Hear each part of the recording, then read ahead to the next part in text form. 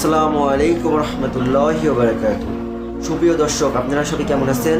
আমি আলহামদুলিল্লাহ ভালো আছি। মহান রব্বুল আলামিনের দরবারে লাখ কোটি শুকরিয়া আদায় করি যে মহান রব্বুল আলামিন আপনাদের সামনে এসে কিছু কথা বলার তৌফিক দান করেছেন, এজন্য শুকরিয়া দান আলহামদুলিল্লাহ। সুপ্রিয় দর্শক, আজকে আলোচনা করব সমাজে প্রচলিত কিছু বেদাত নিয়ে। যেমন যে কর্ম বা বিশ্বাস রাসূল করিম সাল্লাল্লাহু আলাইহি ওয়াসাল্লাম, সাহাবীগণ, তাবেঈনগণ দিন বা ইবাদত হিসাবে পালন করেননি, তাকে দিন, ইবাদত বা সওয়াবের কর্ম বলে মনে করা বেদাত। বেদাতের বিশিষ্ট ও ক্ষতি নিম্নরূপ আমি এখন উল্লেখ করব।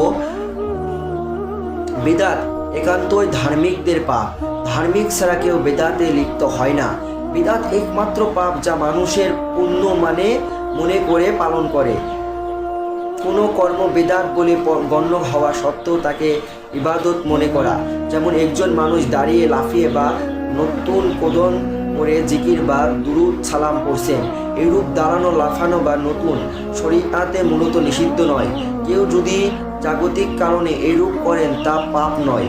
মূলত দাঁড়ানো বা নতুন উদ্যনের সময় জিকির বা দুরূদ সালাম পাপ নয়। দুরূদ সালাম বা জিকিরের সময় যে কোনো কারণে বা অনিয়ন্ত্রণের আবেগে দাঁড়ানো বা লাফানো পাপ নয়। কিন্তু যখন কেউ দাঁড়ানো, লাফানো বা নতুন দিন, ইবাদত বা ইবাদতের অংশ হিসেবে বিশ্বাস করেন, তখন তা বেদাতে পরিণত হয়। বুঝতে পারলাম? যখন আমি জিকির করছি আর দাঁড়িয়ে আছি, একটু লাফাচ্ছি, মানে জিকির করতে করতে আবেগে বশবর্তী হয়ে লাফাচ্ছি, এটাকে আমল মনে করা, মানে জিকির করার সময় এটা করতেই হবে, না করলে পাপ হবে, এটা বেদাত। এছাড়াও জিকির করার সময় তাছাড়া আবেগের বশবর্তী যদি আমি লাফালাফি করি, তাহলে সেটা বেদাত হবে না, সেটা গুনাহ হবে না। তাহলে আমরা কি বুঝলাম? যে এটাকে আমল মনে না করা। যদি এটাকে আমল মনে করি তাহলে বেদাত হয়ে যাবে। লাফানো ব্যক্তির পালন করার যে দাঁড়ানো বা লাফানো সহ পালন করা উত্তম, অধিক আদব, অধিক সওয়াব বা অধিক বরকত বলে মনে করা হয়। দাঁড়ানো বা লাফানো ছাড়া জিকির বা দুরূদ সালাম পালনে করতে অস্তিত্ব অনুভব করার কারণে পদ্ধতিতে সকল ইবাদত পালনের রীতিতেই পরিণত করা। আমরা দেখেছি যে সাধারণভাবে বেদাতকে পাপ বলে বোঝা যায় না, কারণ অধিকাংশ ক্ষেত্রে কর্মটি ইসলাম নিষিদ্ধ নয়। তাকে ইবাদত বানানো বা ইবাদত বলে বিশ্বাস করাই পাপ। অনেক সময় শরিয়াতে নিষিদ্ধ কর্ম ও বেদাতে পরিণত হয়। যেমন মদ্যপান, ব্যভিচার, গান বাজনা, আল্লাহ ছাড়া কাউকে সেজদা করা, কবর পাকা করা, কবরের বাতি দেওয়া ইত্যাদি। কেউ যদি সাধারণভাবে মদ্যপান, ব্যভিচার, মানে এই যে এইগুলা ইত্যাদি করে, তবে তা হারাম। আর যদি কেউ এই সকল কর্মে ইবাদত বা আল্লাহর নৈকট্য লাভের কর্ম হিসাবে পালন করে, তা হারাম ও বেদাত।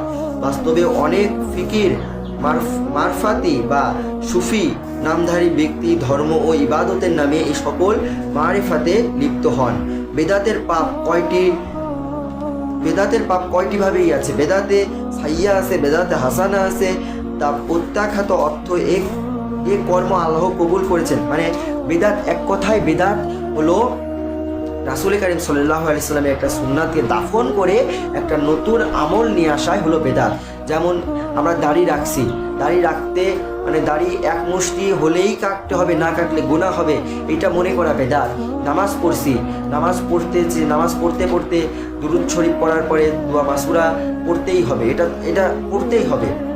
এছাড়াও ধরেন আমরা আজান হচ্ছে, আজানের সালাম দিতেই হবে। এছাড়াও আমরা অনেকই আছে, যেমন হচ্ছে এই আমরা নামাজে যাচ্ছি, নামাজের সময় আমাদের নামাজের যে হাঁটা চলা করতেছি, এটা আমাদের আমলে মনে করে নেওয়া। জিকিরের সময় আমরা দাঁড়িয়ে যে মানে জিকির করার সময় না দাঁড়ালে জিকির হবে না, এটা মনে করা বেদাত। রাসূল করিম সাল্লাল্লাহু আলাইহি ওয়াসাল্লামের একটা হাদিসের ভিতরে এসেছে, কিয়ামতের আগে প্রতি বছর একটা দুইটা করে বেদাত উৎপন্ন হবে এবং একটা করে সুন্নাত দাফন হয়ে যাবে। নাউজুবিল্লাহ।